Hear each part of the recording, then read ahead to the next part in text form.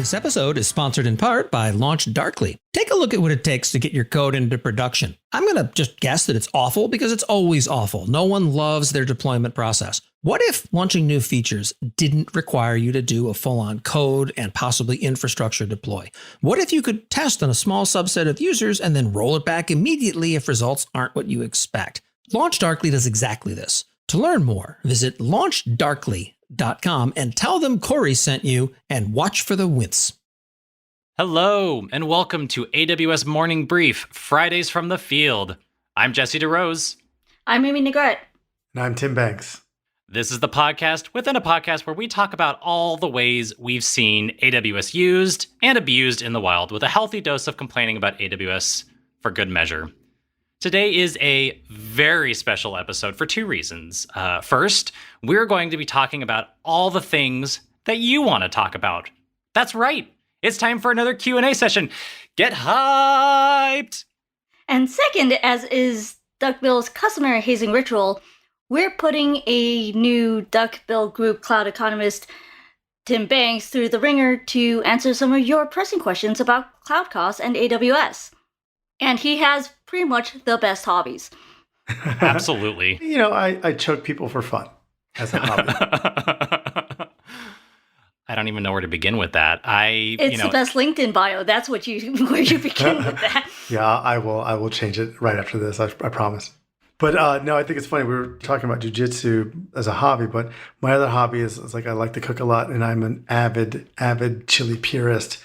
And we were in a meeting earlier, and Amy mentioned something about a bowl of sweet chili. And dear listeners, let me tell you, I was aghast. It's more of a sweet stewed meat than it is like some kind of like meat candy. It is not a meat candy. Filipinos make very sweet stews because we cannot handle chili. And honestly, we shouldn't be able to handle anything that's caramelized or has sugar in it, but we try to anyway. The dish sounds interesting, but I don't know that I would categorize it as chili, especially if it has beans in it. It has beans? Oh, we put beans in everything. Then it can't be chili. Are you a purist that your chili cannot have beans in it? Well, no, chili doesn't have beans in it. Filipino food has beans in it. Our desserts have beans in it. We are going to pivot. We're going to hard pivot this episode to just talk about the basis of what a chili recipe consists of. Sorry, listeners, no cost discussions today. Well, I mean, it's a short list. The chili contains meat and it contains heat. That's it. No tomatoes, no beans, no corn or spaghetti or whatever people put in it. Okay, obviously the solution is that we do some kind of cook-off where Tim and Pete cook for everybody, and we pull in Pete as a special quote-unquote outside consultant, and I just eat a lot of food, and I am cool with that. I agree to this. Pete is afraid of me, so I'm pretty sure he's going to pick my chili. I can see him doing that. But also, I just like eating food. No, it's great. We should definitely do a chili cook-off. But yeah, I am willing to entertain any questions about, chili, and I'm willing to defend my stance with facts and the truth. So if you have some meat or sheet related questions, please get into our DMs on Twitter. All right. Well, thank you to everyone who submitted their listener questions. We've picked a few that we would like to talk about here today. I will kick us off with the first question. This first question says, longtime listener, first-time caller. As a solo developer, I'm really interested in using some of AWS's services. Recently, I came across AWS's Copilot, and it looks like a potentially great solution for deployment of a basic architecture for a SaaS-type product that I'm developing. I'm concerned that messing around with Copilot might lead to an accidental large bill that I can't afford as a solo dev. So I was wondering, do you have a particular bizing availability approach when dealing with a new AWS service? Ideally, specific steps or places to start with tracking billing. And then specifically for Copilot, how could I set it up so it can trip off billing alarms if my setup goes over a certain threshold? Is there a way to keep track of cost from the beginning? AWS has, some basic billing alerts in there. They are always going to be kind of reactive. Yes. They can trend. They can detect some trends, but As a solo developer, what you're going to get is a notification that the previous day's spending was pretty high. And then you'll be able to trend it out over that way. As far as asking if there's a proactive way to kind of predict what the cost of your particular architecture is going to be, the easy answer is going to be no, not one that's not going to be cost prohibitive for just a solo developer. Yeah, I definitely recommend setting up those reactive billing alerts. They're not going to solve all of your use cases here, but they're definitely better than nothing. And the one that I definitely am thinking of that I would recommend turning on is the Cost Explorer Cost Anomaly Detector, because that actually looks at your spend based on a specific service, a specific AWS cost category, a specific user-defined cost allocation tag, and it'll tell you if there is a spike in spend. Now, if your spend is just continuing to grow steadily, Cost Anomaly Detector isn't going to give you all the information you want. It's only going to look for those anomalous spikes where all of a sudden you turned something on that you meant to turn off and left it on. But it's still something that's going to start giving you some feedback and information over time that may help you keep an eye on your billing usage and your spend. Another thing we highly recommend is to have a thorough tagging strategy, especially if you're using a service to deploy resources, because you want to make sure that all of your resources, you know what they do and you know who they get charged to.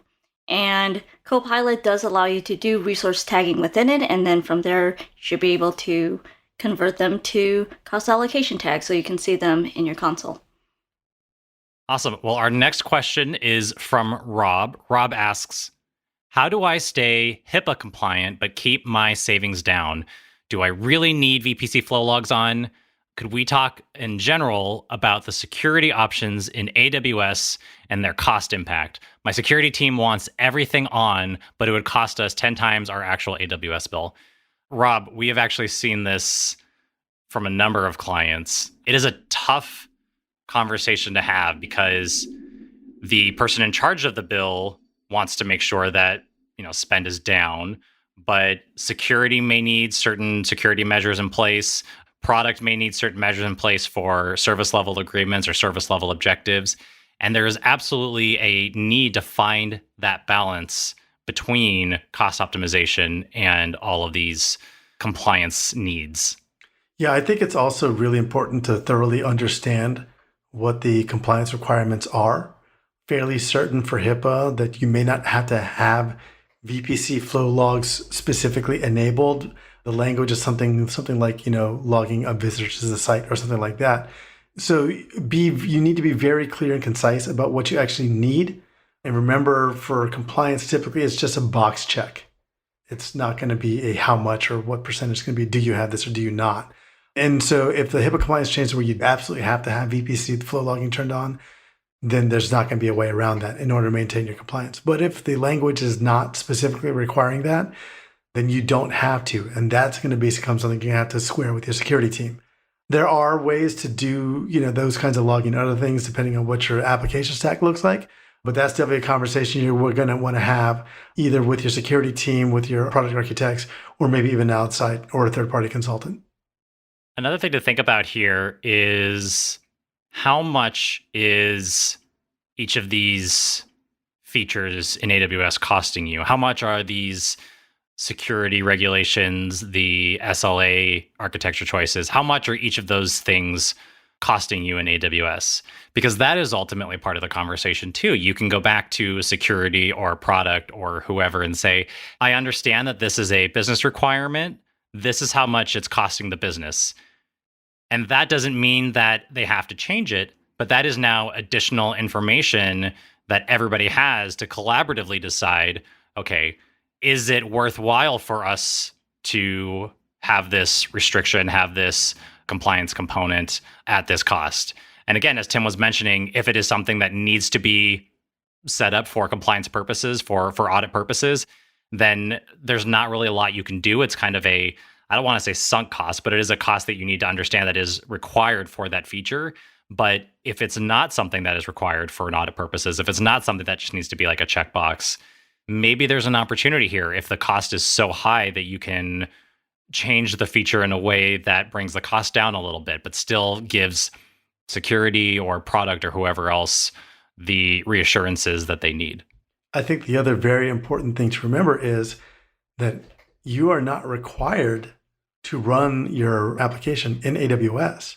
Yeah. You can run it on-premise. You can run it at a different cloud provider. If it's going to be cost prohibitive to run at AWS and you can't get the cost down to manageable level through kind of normal cost reduction methods of EDPs or private pricing agreements, remember, you can always put that on bare metal somewhere, and then you'll be able to have the logging for free. Now, mind you, you're going to have to spend money elsewhere to get that done, but you're going to have to look and see what the overall cost is going to be. It may, in fact, be much less expensive to host that on Metal or at a different provider than it would be at AWS. This episode is sponsored by ExtraHop. ExtraHop provides threat detection and response for the enterprise, not the starship. On-prem security doesn't translate well to cloud or multi-cloud environments, and that's not even counting IoT. ExtraHop automatically discovers everything inside the perimeter, including your cloud workloads and IoT devices, detects these threats up to 35% faster, and helps you act immediately. Ask for a free trial of detection and response for AWS today at extrahop.com/trial. Our next question is from Trevor Schaefer. He says, loving these Friday from the Field episodes and the costing. Thank you. I'm in that world right now, so all of this hits home for me. One topic not covered with the cost categorization, which I'm tasked with, is how to separate base costs versus usage costs. Case in point, we're driving towards cost metrics based on users, and prices go up as users go up.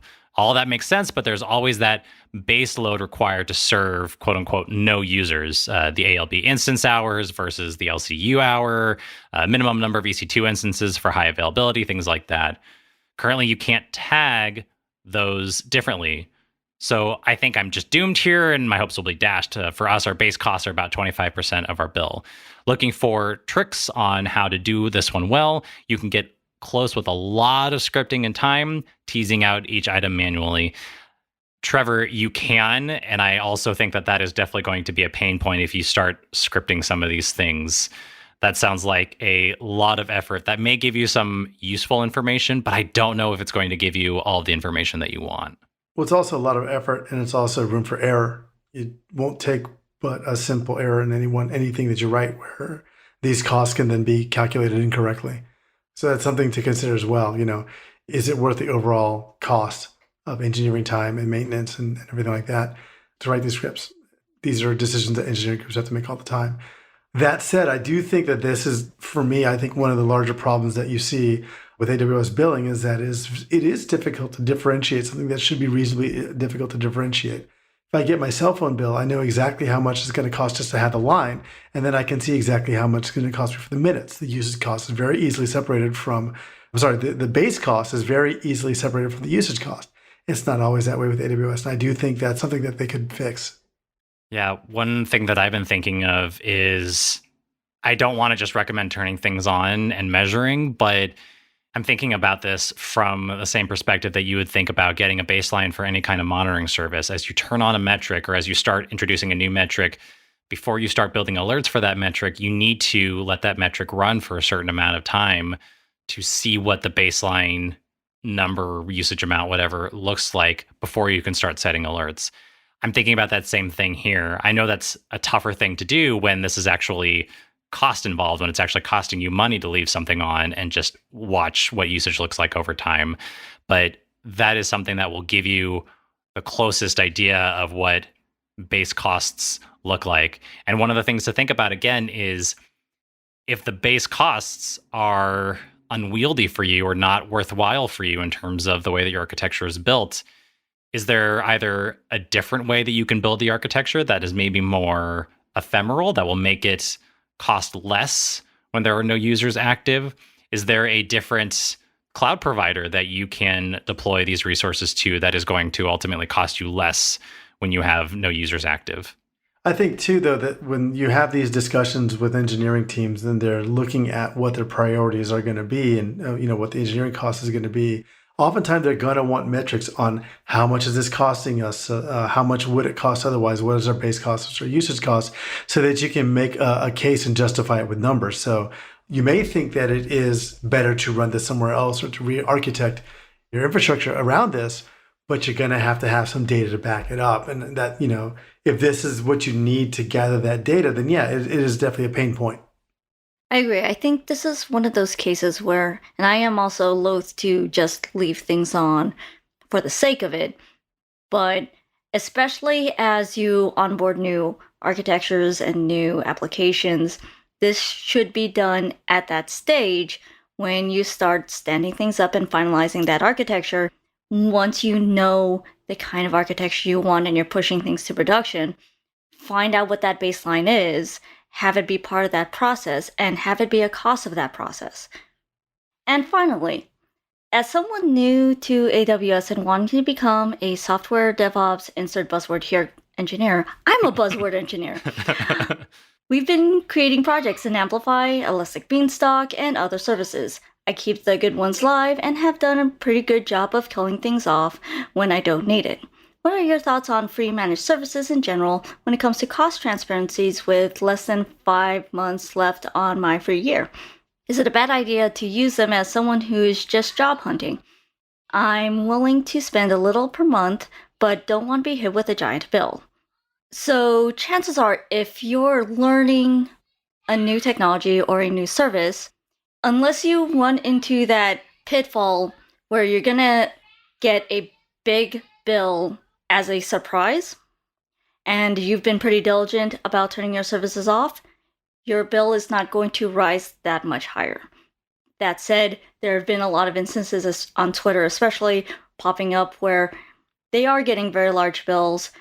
If you're not using them and you're not actively learning on them, I would just turn them off so you don't forget later.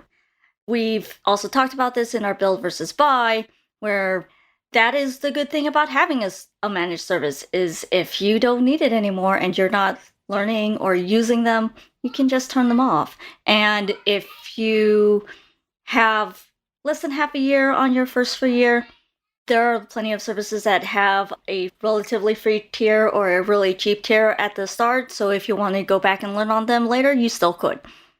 I think too, Amy, it's also important to reflect, for at least for this person, that if they're in an environment where they're trying to learn something, if maintaining infrastructure is not, the main core of what they're trying to learn, then I wouldn't do it. The reason that they have these managed services is to allow engineering teams to be more focused on the things that they want to do as far as development versus the things they have to do around infrastructure management. If you don't have an operations team or an infrastructure team, then maintaining the infrastructure on your own sometimes can become unwieldy to the point that you're not really even learning the thing you wanted to learn. Now you're learning how to manage Elasticsearch. Yeah. Absolutely. I think that's one of the most critical things to think about here.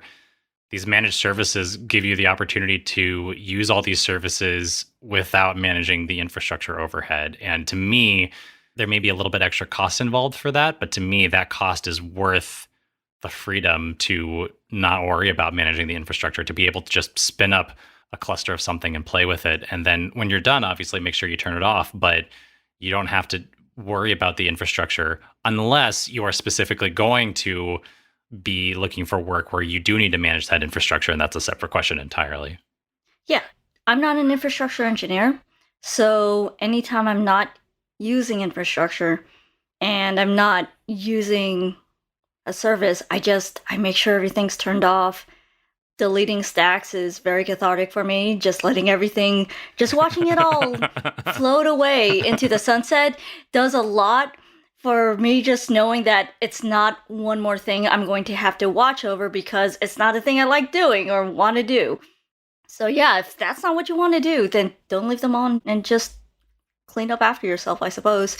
I'll even say that even if you're an infrastructure engineer, which is my background, that you can test your automation of building and all this, building a cluster, deploying things and like that, and then tear it down and get rid of it. You don't have to leave it up forever.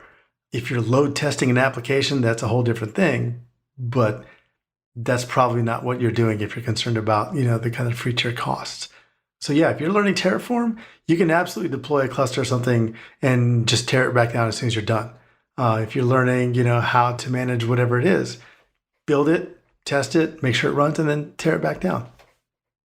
Alrighty, folks, that's going to do it for us this week. If you've got questions you would like us to answer, please go to lastweekinaws.com/QA, fill out the form, and we'd be happy to answer those on a future episode of the show. If you've enjoyed this podcast, please go to lastweekinaws.com/review and give it a 5-star review on your podcast platform of choice. Whereas if you hated this podcast, please go to lastweek.com/review, give it a 5-star rating on your podcast platform of choice, and tell us whether you prefer sweet chili or spicy chili.